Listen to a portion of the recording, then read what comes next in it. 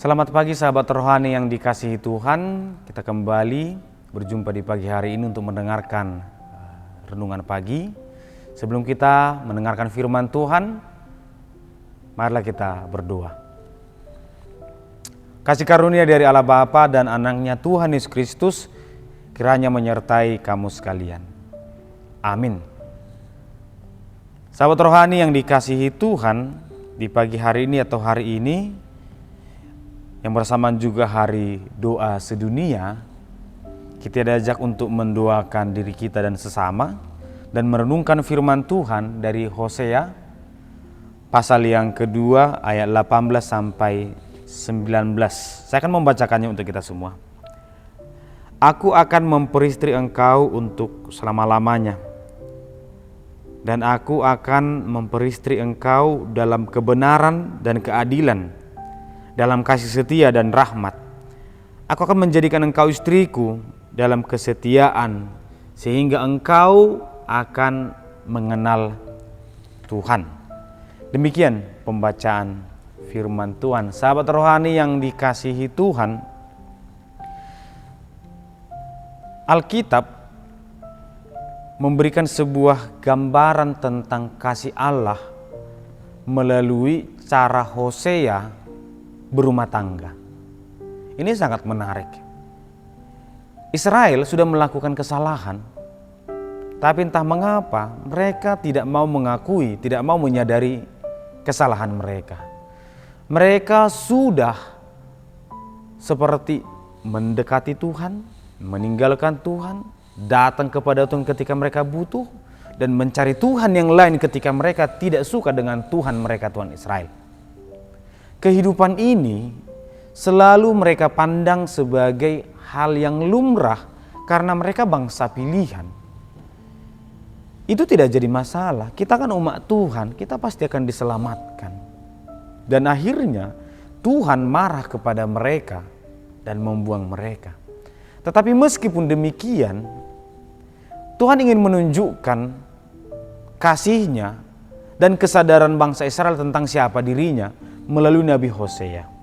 Nabi Hosea ini sangat unik. Dialah satu-satunya nabi yang menikahi seorang pelacur.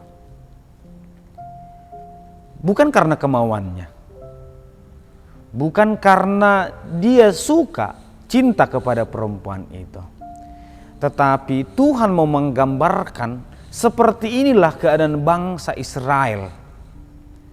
Ketika mereka sudah dihukum, mereka mulai malu, mereka mulai sadar. Tetapi melalui Hosea, Tuhan mau mengatakan, meskipun mereka sudah rusak, aku akan memperlakukan mereka sebagai istriku. Maka ambillah perempuan itu, Hosea, supaya mereka melihat dan supaya aku menunjukkan kepada Israel, lihat, inilah caraku mengasihimu meskipun engkau sudah rusak. Meskipun engkau tidak menjaga harga dirimu, meskipun engkau tidak menjaga siapa engkau, aku akan tetap mengasihimu seperti Hosea yang mau menikahi perempuan ini.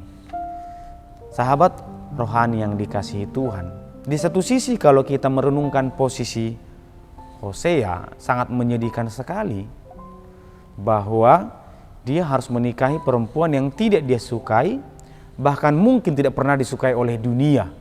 Tetapi pernikahan dia bukan tentang kemauannya, tapi tentang kesediaan dia dipakai oleh Tuhan untuk menunjukkan kasih-Nya kepada orang lain, kepada dunia. Jangan-jangan suatu saat kita akan dipakai Tuhan untuk melakukan sesuatu perbuatan yang menurut orang tidak baik, tapi untuk menunjukkan bahwa Tuhan masih ada. Jangan-jangan Tuhan akan memakai kita pagi hari ini untuk menunjukkan kepada dunia Tuhan masih ada.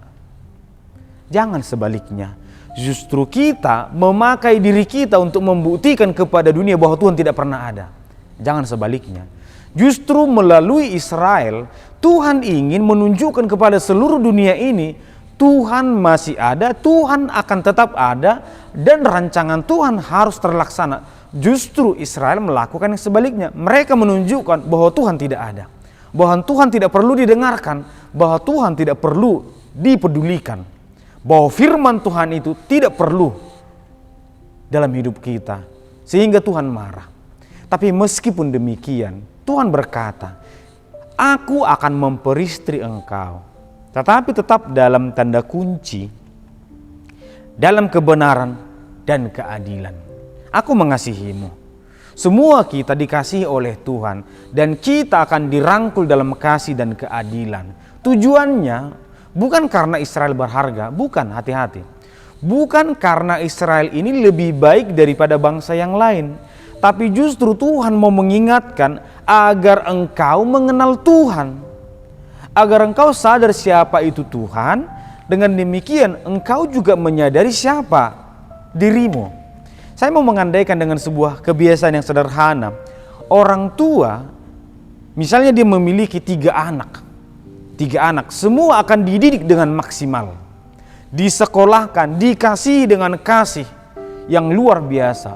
Orang tua mungkin akan bekerja mulai pagi sampai malam supaya 3 anaknya ini berhasil.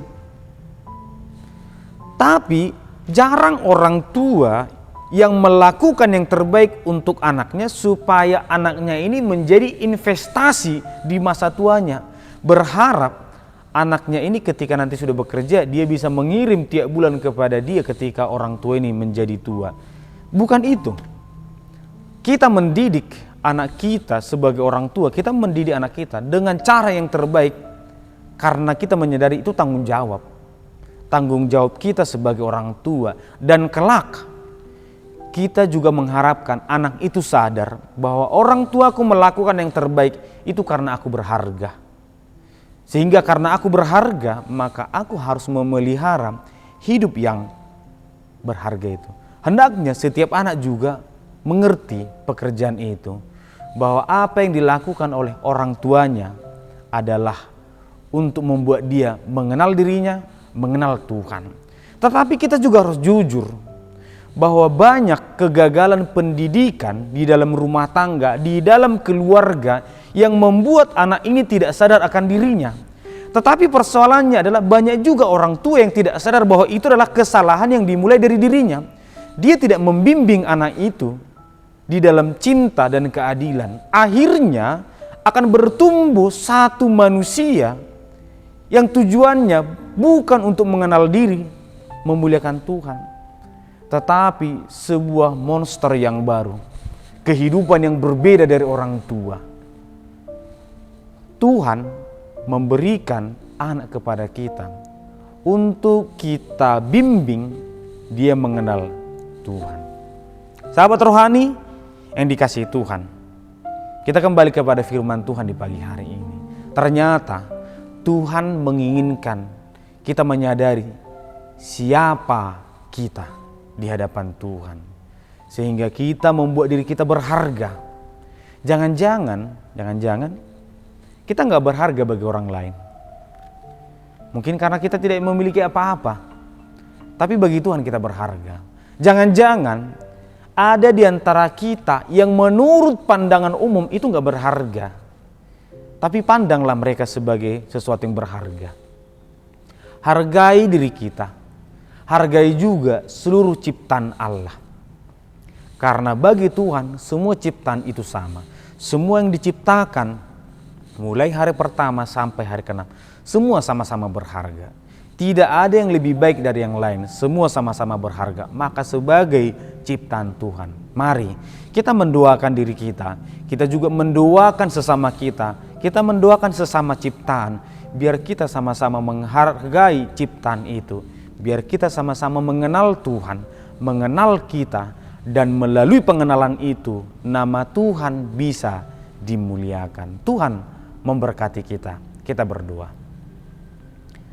Terima kasih Tuhan, kami bersyukur di pagi hari ini. Kami merenungkan kasih Tuhan yang luar biasa melalui Nabi Hosea.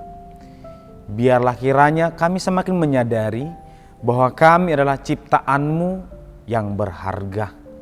Dan biarlah kami mengenal Tuhan, mengasihi Tuhan, mengasihi firman Tuhan, bahwa hanya kepadamu-lah kami berserah diri. Dan biarlah Tuhan yang menuntun kami. Di pagi hari ini kami akan memulai rangkaian kegiatan kami. Biarlah Tuhan yang membimbing kami. Dalam Kristus Yesus kami berdoa. Amin.